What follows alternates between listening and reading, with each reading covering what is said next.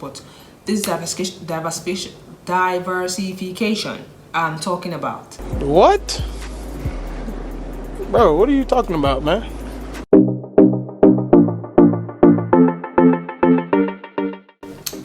Hi, welcome once again to my channel, lifeoffaridah's channel. Before I start anything, I want to thank you all for the 1,000 subscribers.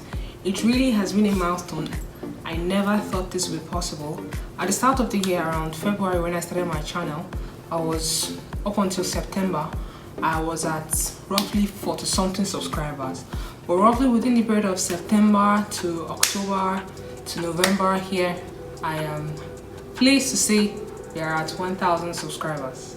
And I couldn't have done this without each and every one of you.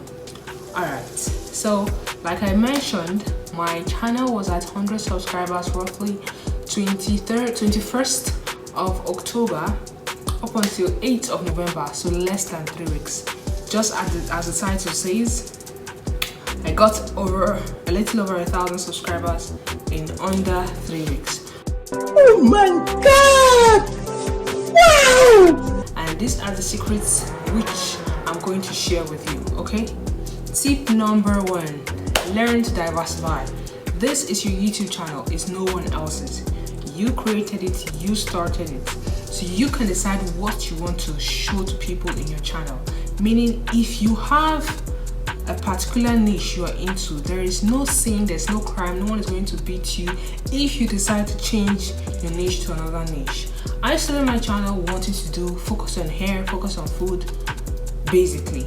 And then all of a sudden I say, okay, let me post one shorts video, and it got a lot of traction. I think the traction it got was within the first day or the first 2 days, I got like 1,000 views, and I don't get even up to 100 on the normal. So I was very surprised, like, whoa, this change of niche just it opened my eyes to a lot of things. So I realized that I mustn't just stick to hair and food.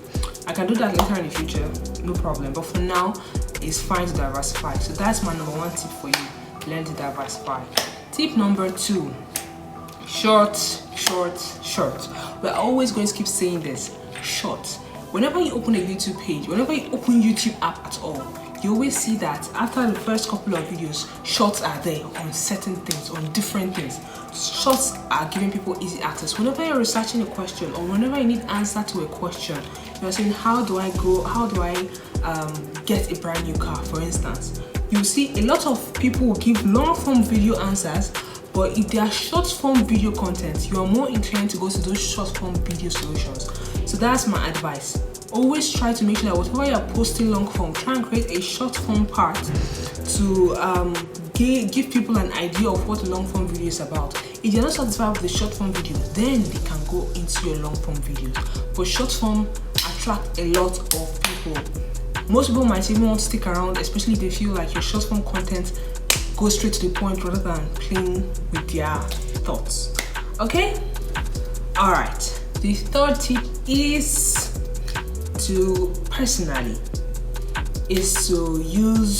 make sure that your thumbnail is going to be very catchy. I've seen a lot of channels whereby their thumbnails are not too catchy, but they gain a lot of views.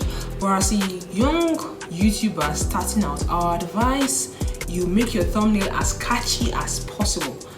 If it's in shorts, luckily we have created a system in shorts whereby you can easily scroll to the part in your video that is looking more interesting. Put a title there and post. What I mean is, let's say you are showing a picture of you going out to fish, for instance. There are different settings in that video, and you can pick the part where probably the fish is leaping out of the water, or probably somebody fell into the pool or the river. You can just select that particular clip and use that as your thumbnail. It will even give you more attraction if you put a title there, more probably like a failed fishing trip, and you're showing somebody falling into the water, meaning that you are actually telling people that the reason this fishing trip failed is because it looks like somebody is falling into the water. So people are inclined to click on that video and be like, oh no, either for jokes or just for interest purposes. They might want to click on, oh, hope nobody got injured, that kind of thing. So that's I think my third tip. My fourth tip is going to talk about likes and comments. A lot of people I see I might not personally see that, but personally, whenever I post a video, I always comment on the video myself. The first thing I do is to like my own video. I mean, if you don't like your video, who else will like it? Second thing I do is to comment on my video. Most of my videos, I comment on it personally.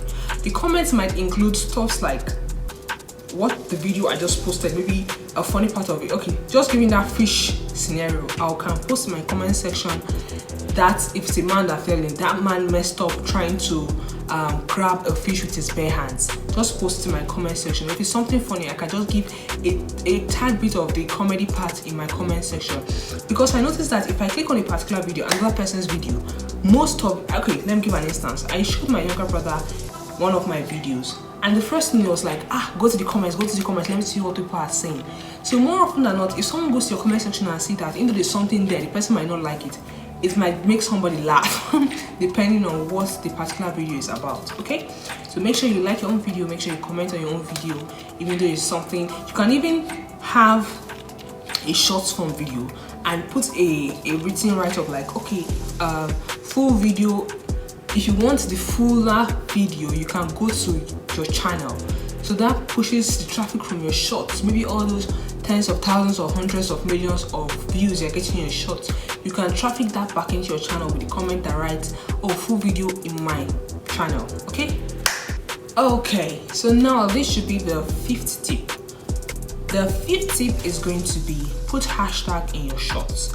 I've noticed that if you put hashtags, depending, hopefully it's tallying with the video you're trying to post. If you put hashtags on your short, your video is more likely going to get a lot of traction, because that brings in people that have or are looking for such content into your channel.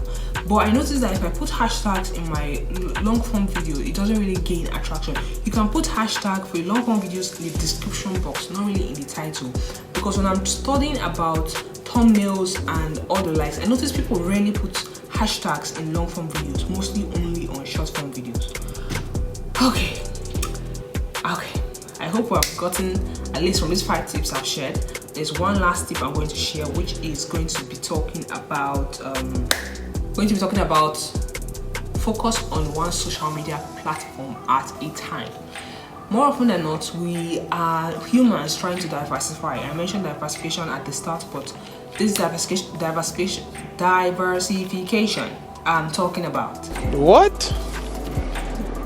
Bro, what are you talking about, man? Is basically focusing on YouTube part-time. You can have Instagram, you can have Twitter, you can have Snapchat, you can have TikTok, you can have YouTube, you can have WhatsApp, Facebook, the likes. Especially if you're trying to grow on those multiple platforms at the same time, you're going to burn yourself out, you're going to wear yourself out, especially if you have a job you are also doing at the side. So I advise focus on one platform at a time. For now, if you are doing YouTube, focus on YouTube at a time. Give YouTube your everything before you can also have a link in YouTube where you are putting people in your other social media platforms, but you are not really doing that. You can only be posting videos there maybe once in a month or once in 2 months, but you're not really active there. You're majorly focusing on one channel per time, except for you feel like you have nothing else to do, you are free, nobody's disturbing you, you have no family responsibilities.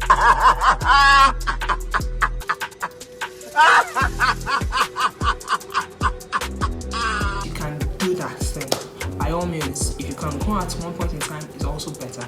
But from my experience, I feel focusing your efforts more like a laser beam. If you put a laser beam on a piece of paper, it's focused on that particular paper point, and so it's going to make it burn faster than having a larger beam with less intensity. It's not really going to make, it might make the paper burn, but it will take a longer time. So that's just the analogy I'm going to give you. I hope the 6 tips I've given you is going to shed a big light on how I got to 1,000 subscribers within 3 weeks. Okay, thank you so much for sticking to the end, and please do leave a thumbs up, subscribe. It will help the algorithm. Leave a comment, even though it's just thank you for sharing. You can just leave that in the comment section. It's really helped boost the algorithm to show it to more people. If you also wish to share to your personal contacts, that's fine. I will highly appreciate it. And let's watch this video for as long as possible. We're trying to gain watch hours. Hopefully I'll talk more about future growth